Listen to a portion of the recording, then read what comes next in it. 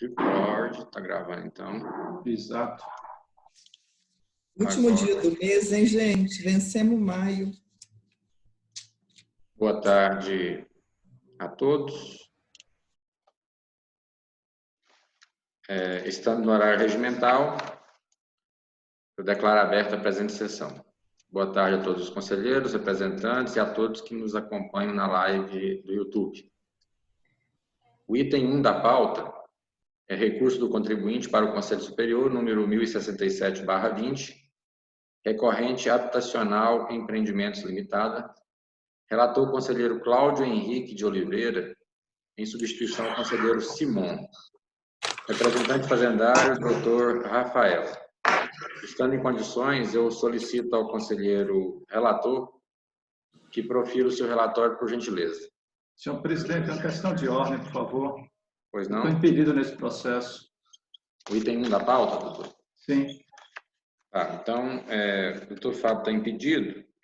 Eu vou solicitar, então, ao conselheiro Marcos que não vote neste processo, para manter a paridade, ok? Passo, então, a palavra ao conselheiro relator para que faça o seu relatório, por gentileza. Senhor presidente, a todos. Senhor presidente, boa tarde. Pois não. Desculpa, senhor presidente, só uma questão de ordem. O senhor poderia interromper a live e mandar de novo? Porque eu estou monitorando aqui, ele não foi. Tá. Espera só um momentinho, vamos tentar de novo, então. É naquele que tem abaixo do live no YouTube, né? Exato, no live YouTube, isso. Talvez seja porque tem que esperar ele completar aqui.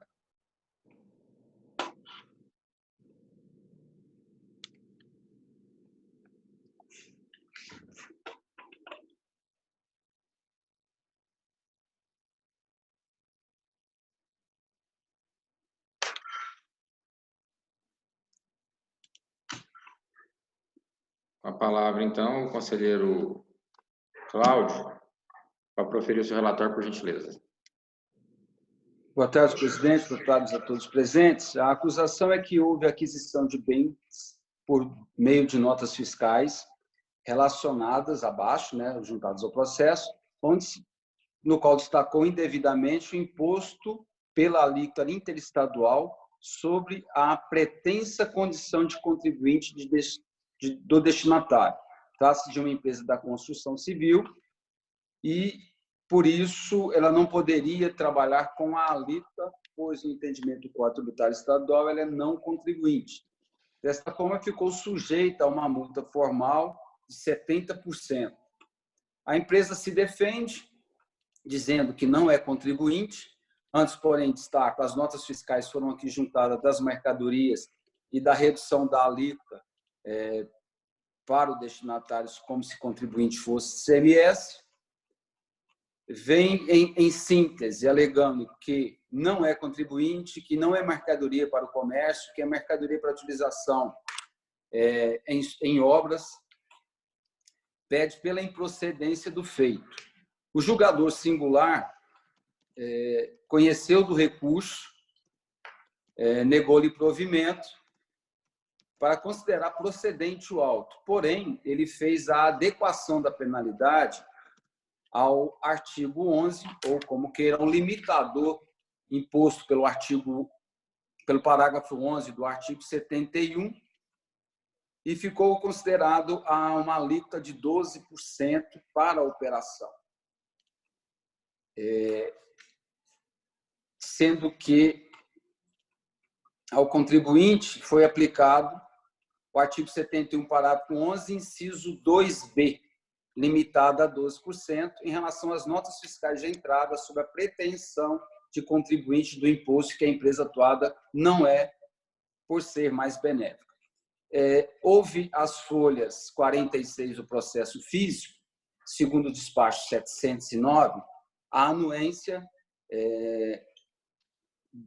da representação fazendária, representante fazendário esse à época, o doutor Fábio Eduardo Bezerra Lemos, que concordou com esse limitador do parágrafo 11 do artigo 71, limitado ao percentual de 12%, remanescendo uma multa de R$ 8.313,05.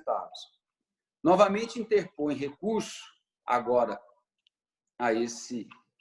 na Câmara, que também manteve a decisão singular. O recurso interposto pela parte foi igual ao da primeira instância. E a Câmara decidiu, por unanimidade de votos, em comum acordo com a decisão singular, ou seja, pela procedência do auto, porém, com a adequação da penalidade ao limitador do artigo 71, parágrafo 11. À época votaram o conselheiro Vitor Augusto, Valdir Mendonça, José Arthur Mascarenhas e Andréia Aurora, conhecendo por unanimidade de votos, negando provimento para confirmar a sentença singular que considerou procedente o auto de infração. Senhores, interposto o recurso à instância especial, ele reitera, a meu entender, as mesmas alegações em primeira e segunda instância, não trazendo nada de novo ou algo que pudesse afastar o juízo de admissibilidade que se encontra no artigo 41 da nossa legislação. É o relatório, senhor presidente. Ok, obrigado, doutor Cláudio. Passa a palavra ao doutor Rafael para que se manifeste no prazo regimental. Boa tarde, senhor presidente, senhores conselheiros, secretário de Câmara, secretário-geral, demais espectadores do YouTube. O relatório do processo foi bem feito. Realmente, as peças são idênticas, impugnação em primeira instância, recurso à Câmara e recurso ao Conselho Superior. Então, falando já do recurso ao Conselho Superior, a representação observa que o sujeito passivo não fez alegações em sede de preliminar. Quanto ao mérito, repetindo as argumentações anteriores, novamente, fala que as empresas de construção civil não estão sujeitas ao pagamento de ICMS, não sendo devido diferencial de alíquotas, e apresentou jurisprudência. Bom, então, partindo já para a manifestação da Fazenda, inicialmente, a representação fazendária é que o recurso ao Conselho Superior não deve ser admitido, tendo em vista que o julgamento da 4ª Câmara foi por unanimidade e não foram atendidos pelo polo passivo os pressupostos processuais previstos no artigo 41, inciso 2 da Lei Processual. Quanto ao mérito, na hipótese de conhecido recurso, a representação fazendária manifesta que a infração está devidamente comprovada, conforme cópias dos DANFs, das folhas 6 a 11, segundo os quais foi aplicada a alíquota interestadual do ICMS. Desta forma, constatou-se que o sujeito passivo, que tem como atividade econômica a construção civil, deixou de informar ao remetente a sua condição de não contribuinte do imposto, contrariando o disposto no artigo 44, parágrafo 4º do CTE, motivo pelo qual foi aplicada a multa formal prevista no artigo 71, inciso 12, a linha B do mesmo Código. Então, por todo exposto, a representação fazendária pede que o recurso apresentado pelo sujeito passivo não seja admitido. Eventualmente, na hipótese de conhecido, a Fazenda Pública manifesta para que seja improvido e que o auto de infração seja julgado procedente nos termos do julgamento singular. Obrigado. Obrigado, doutor Rafael. Doutor Cláudio. Razão assiste à representação fazendária, uma vez que a decisão foi unânime na Câmara e agora em sede de Conselho Superior, o recurso foi o mesmo apresentado na Câmara, não inovando, ou seja, não enfrentando o juízo de admissibilidade de uma decisão unânime na Câmara, conforme determina o artigo 41 da nossa legislação. Então, nesse sentido, entendo pelo não reconhecimento do recurso apresentado a esse Conselho. Obrigado, doutor Cláudio. Doutor Vitor. Boa tarde a todos. Desde a da fase singular, o processo já está estabilizado, né? Foi o julgador singular que adequou a penalidade com o parágrafo 11.2b. Logo após a representação fazendária concordou com a decisão. O recurso voluntário não agregou muito, a decisão cameral simplesmente reiterou o que foi dito pelo julgador singular. Então, sem reparos a fazer na manifestação do conselheiro relator. Conselheiro André. Boa tarde, colegas. Boa tarde, quem nos assiste. Conforme eu havia votado, eu conheço esse processo da fase cameral, né? Eu acompanho o relator. Conselheiro Davi. Com o relator, presidente. Conselheiro Edson. Com o relator, senhor presidente. Virgínia. Boa tarde a todos. Com o relator, senhor presidente. André. Com o relator, senhor presidente. Cícero. Boa tarde a todos. Com o relator, senhor presidente. Anunciado o resultado, a primeira Câmara do Conselho Superior resolve por unanimidade de votos inadmitir o recurso do contribuinte ao Conselho Superior, visto a ausência de requisitos previstos no artigo 41, inciso 2 da Lei 16.469/09. Item 2 da pauta, vamos ter recomposição de mesa. Doutor Simão volta, doutor Cláudio, isso. Representante aqui é o doutor Rafael também. Doutor Fábio, né? Doutor Fábio tem que retornar mesmo. Em apreciação, recurso do contribuinte para o Conselho Superior, número 1068/20, recorrente Zanquetura Agência de Viagens e Turismo, relator o conselheiro André Luiz Cansado. Representante fazendário, doutor Rafael Bosco, estando em condições, por favor, profira o relatório. Doutor André. Boa tarde, senhor presidente. Boa tarde, demais conselheiros e conselheiras. Doutor Rafael, representante fazendário, secretário e aos que nos assistem pelo YouTube. Esse recurso, um recurso ao Conselho Superior, a hipótese processual de antemão é um recurso de uma decisão unânime na Câmara.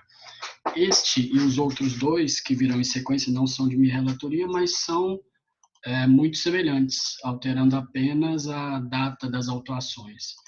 Eles tratam, o autuado a autuação foi em razão da realização de prestação de serviço de transporte interestadual de passageiros, comprovado pelas autorizações de viagens da NTT, sem a emissão de nota fiscal modelo 7. E, por isso, nos termos do 185 e 186 do RCTE, e também não efetuou o recolhimento do ICMS, foi notificado para apresentar a documentação e não tendo atendido. Por essa razão, fica obrigado ao recolhimento do ICMS e da multa. Dessa forma, foram indicados como dispositivos legais o artigo 64 da Lei 11.651, combinado com os artigos 141, 186, 185 e 186 do decreto. A penalidade proposta foi do artigo 71, inciso 3, a linha A, da lei 11.651, do CTE. Intimado na primeira instância, a autuada, em nome próprio, apresentou a sua defesa e, em apertada síntese, ela tratou que o serviço por ela prestado não seria o mero serviço de transporte de passageiros, mas sim o transporte turístico de passageiros, o que, na sua ótica, faria com que ela não se sujeitasse ao recolhimento do ICMS, mas do ISS, e apontou a lista de serviços do ISS, da Lei Complementar 116/2003, o item 9.02.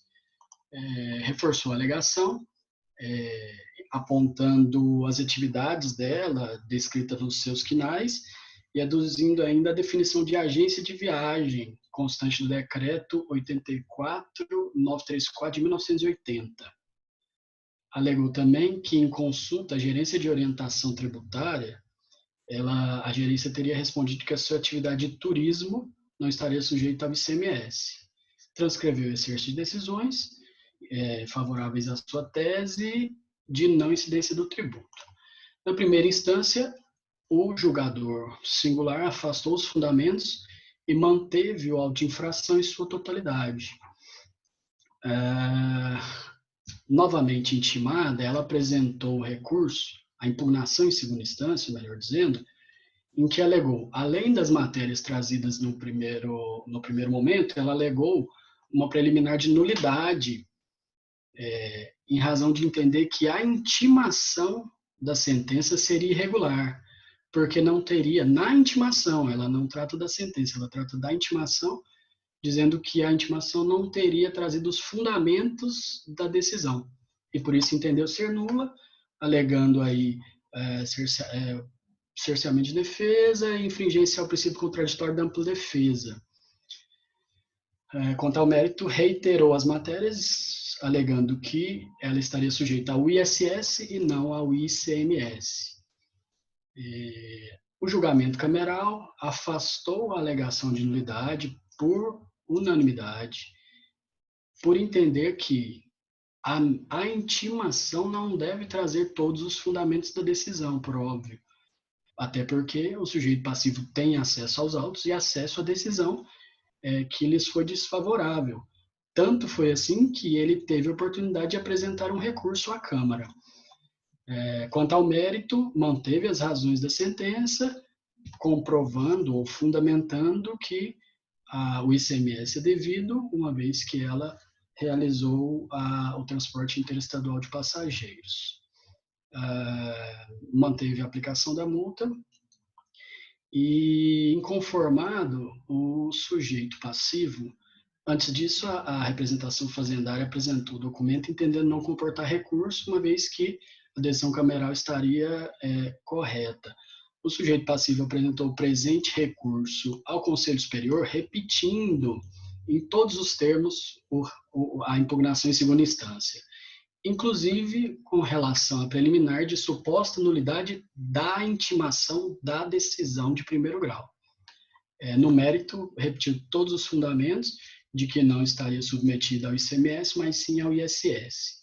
Em breve síntese, é esse o relatório, presidente. Obrigado, doutor André. Eu passo a palavra ao doutor Rafael para que se manifeste no prazo regimental. Boa tarde novamente, conselheiro Simão e Fábio. O processo foi detalhadamente relatado pelo senhor conselheiro André. A representação apenas acrescenta que foi feito pela autoridade lançadora o arbitramento da base de cálculo nos termos do artigo 148 do CTN, por considerar que os preços informados nas autorizações de viagem eram notoriamente inferiores aos praticados no mercado.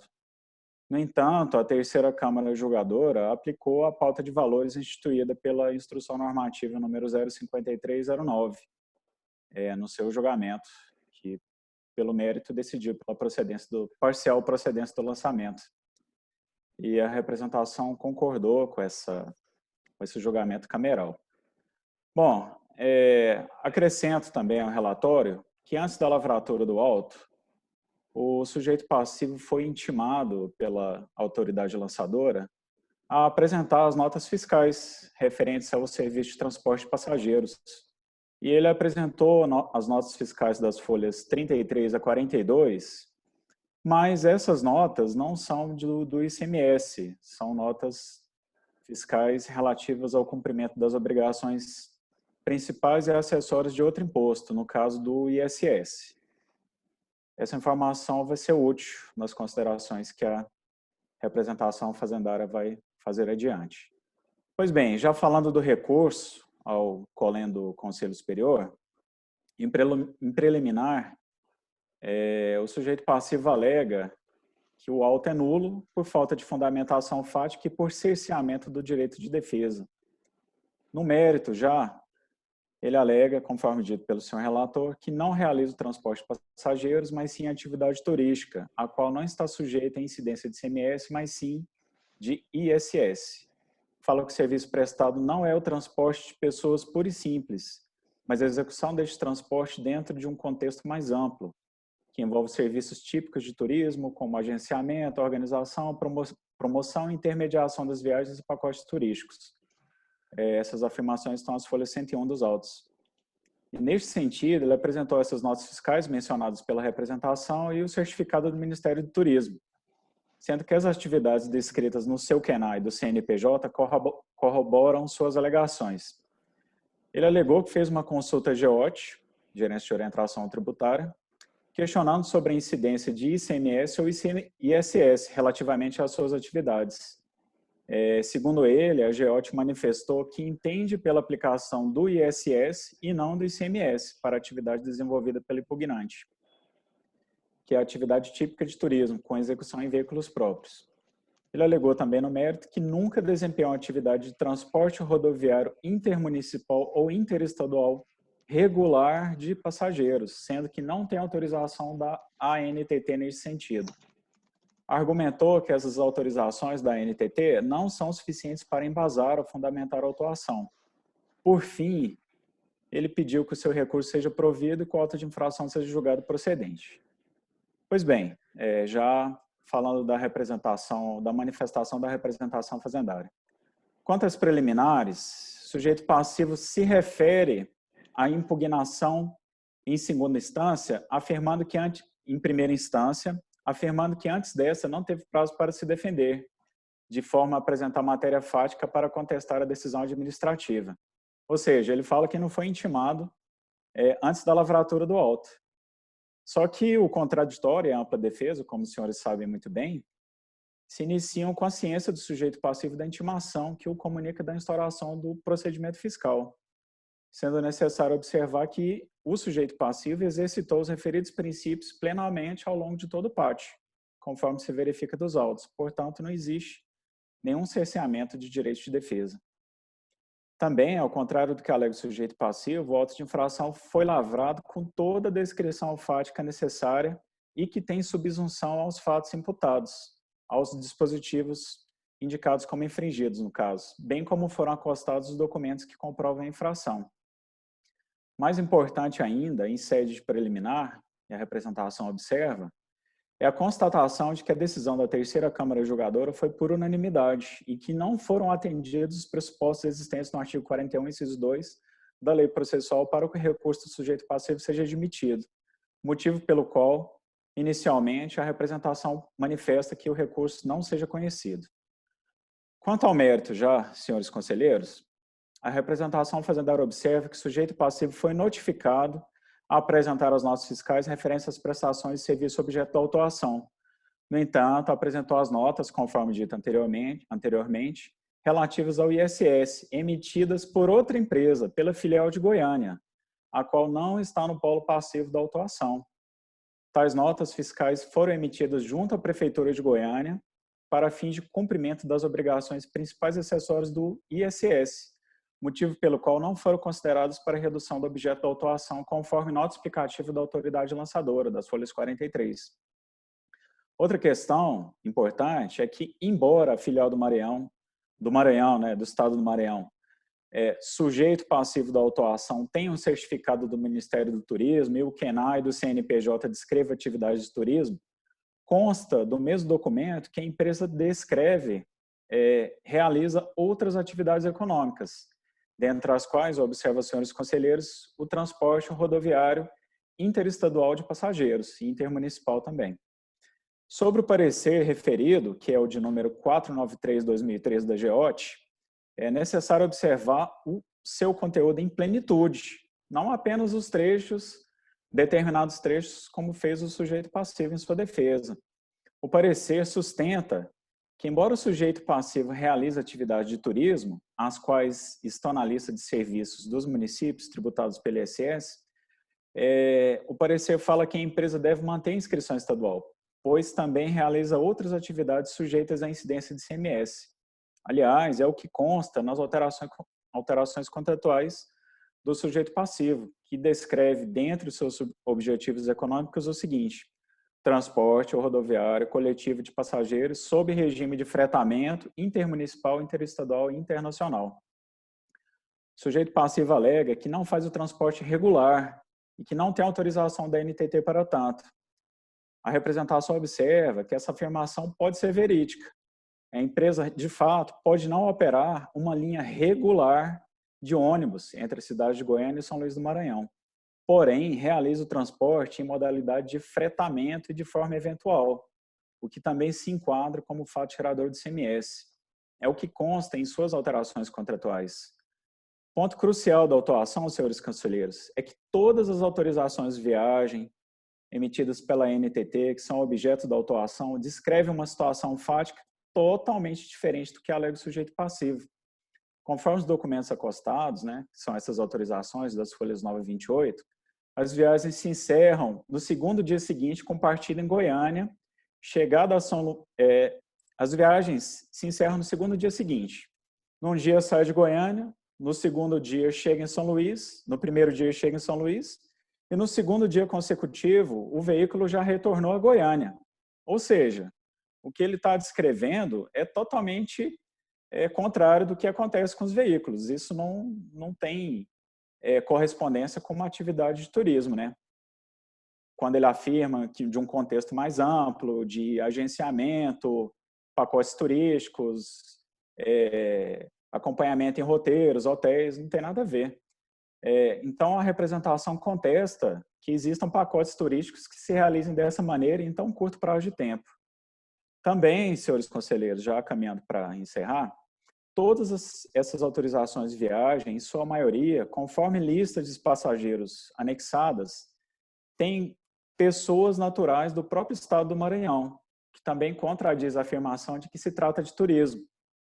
Como seria feito turismo para o estado do Maranhão com a maioria de passageiros naturais do próprio estado partindo de Goiânia? Então, a alegação do sujeito passivo não tem correspondência com os fatos. Lembrando só que nessas autorizações de viagem constam os nomes e os dados do RG e o local de nascimento dos passageiros. Então, senhores conselheiros, por todo exposto, a representação pede que o recurso seja inadmitido por não cumprir as condições previstas na lei processual e na hipótese, né, eventual do recurso ser admitido, fazendo a pública pede que sejam rejeitadas as preliminares e, quanto ao mérito, que o recurso seja improvido, sendo mantida a decisão cameral que julgou o auto parcialmente procedente no valor de ICMS a recolher de R$ 6.528. À disposição para esclarecimentos. Obrigado, senhor presidente. Obrigado, doutor Rafael. Conferência. Doutor André Luiz, existe uma preliminar de inadmissibilidade para a gente analisar. Existem preliminares de nulidade também? Cerceamento de direito de defesa? E o que mais? Nulidade e cerceamento de direito de defesa. Seria cerceamento de direito de defesa do lançamento. É isso? Não é do acordo. Exato. Não é do acordo, não, né? Senhor presidente. Pois não. O pedido que ele faz de nulidade no recurso ao Conselho Superior é exatamente o mesmo pedido que ele faz de nulidade no recurso voluntário. Não é isso, doutor André? Exatamente. É nulidade da intimação, né? E essa nulidade também foi rejeitada por unanimidade, assim como o mérito na Câmara. Exatamente. Eu suponho que o relator e o revisor entendam que a inadmissibilidade é nos dois quesitos, não é isso? Exatamente. Então seria inadmissibilidade total, né? Exatamente. Tá, então, ok. Eu indago aos senhores conselheiros se existe necessidade de algum esclarecimento a mais. Não havendo necessidade de conferência, eu passo a palavra ao conselheiro André para que profira o seu voto, por gentileza. Senhor presidente, como bem observado pelo conselheiro Fábio, a preliminar é uma cópia integral da que foi apresentada em segunda instância e a questão de mérito também é repetida, razão porque o acórdão unânime e com a defesa não trazendo nenhum dos requisitos do artigo 41, o recurso ao Conselho Superior não deve ser conhecido, não é cabível. É esse o voto. Obrigado, conselheiro Cícero. De fato, são peças idênticas, mesma matéria, mesmo conteúdo. Acompanho o conselheiro relator.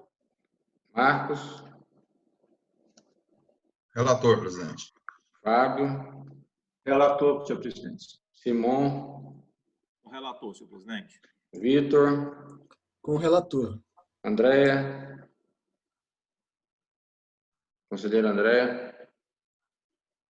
Presidente. Com o relator, presidente. Conselheiro André, Davi, Relator, presidente. Edson, Relator. Virgínia. De fato, havia uma dúvida da minha parte com relação à peça, o pedido de nulidade por cerceamento do direito de defesa, mas conforme o conselheiro Fábio mencionou, trata-se de pedido idêntico ao que foi formulado lá em sede de recurso voluntário, né, que já foi enfrentado. Então, nesse sentido, acompanho o conselheiro relator. Então, anunciando o resultado, a primeira Câmara do Conselho Superior resolve por unanimidade de votos rejeitar, inadmitir o pedido do contribuinte o recurso do contribuinte ao Conselho Superior por ausência de requisitos previstos no artigo 41, inciso 2 da Lei 16.469. Obrigado, doutor Rafael. Convido o doutor André para compor a mesa. Obrigado a todos. Boa tarde.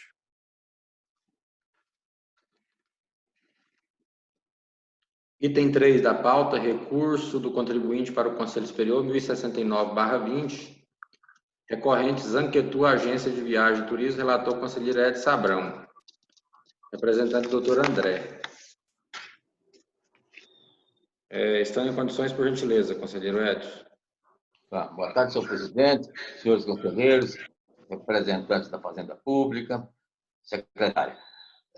Eu vou economizar o relatório aqui, senhor presidente, porque são 3 processos da mesma empresa, com os mesmos fundamentos, apenas mudando os períodos, e os 3 processos andaram juntos, foram julgados juntos, tiveram as mesmas decisões, todos por unanimidade na Câmara. De forma que, para economia de tempo, e não ser necessário, né, porque foi muito bem relatado o primeiro processo pelo conselheiro André e muito bem também argumentado pela representação fazendária, trata-se do mesmo pedido, com a mesma forma, então não há nenhum argumento diferente do que foi julgado na Câmara. Por isso, eu também vou pedir extensão do voto do processo anterior para esse processo, pela inadmissibilidade. Ok. Doutor André, pelo prazo regimental. Fazenda, boa tarde a todos. Em consonância com a proposição do conselheiro relator, Dr. Edson, a gente concorda com a extensão, porque o mesmo objeto só muda os períodos e pede, portanto, a inadmissibilidade nos termos do que já foi julgado pelas razões. Essa é a manifestação da Fazenda. Obrigado, doutor André. Doutora Virgínia. Realmente, como o doutor Edson mencionou, trata-se da mesma acusação, né, mesmo sujeito passivo, a diferença é apenas com relação aos fatos geradores, e o sujeito passivo realmente não consegue ultrapassar os requisitos de admissibilidade previstos no artigo 41, inciso 2 da lei processual, motivo pelo qual eu acompanho o voto do conselheiro relator. Bom, havendo concordância entre relator e revisor e o representante fazendário, eu indago aos demais conselheiros se existe alguma divergência em relação ao pedido de extensão do julgamento do processo anterior. Não havendo objeção, então, fica estendido o resultado do processo do item 2 para o item 3 da pauta, e dessa forma a primeira Câmara do Conselho Superior resolve por unanimidade inadmitir o recurso do contribuinte ao Conselho Superior. Em apreciação, o item 4 da pauta, recurso do contribuinte para o Conselho Superior 1070/20, recorrente Zanquetu, Agência de Viagens e Turismo. Relator conselheiro Aguinaldo, em substituição ao conselheiro Edson Abrão. Convido o conselheiro Aguinaldo a compor a mesa.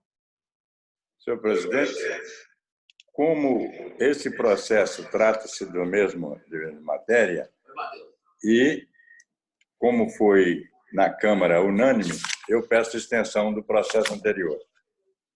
Porque o representante fazendário aqui é o doutor Adriano, o doutor Fabiano. Eu indago ao doutor Fabiano se existe objeção ao pedido de extensão. Boa tarde, presidente, conselheiros, conselheiras, secretário. Não, a Fazenda Pública não tem nenhuma objeção, até porque traz do mesmo sujeito passivo e a materialidade dos fatos é bem semelhante. Então, sem nenhuma oposição, presidente. Ok.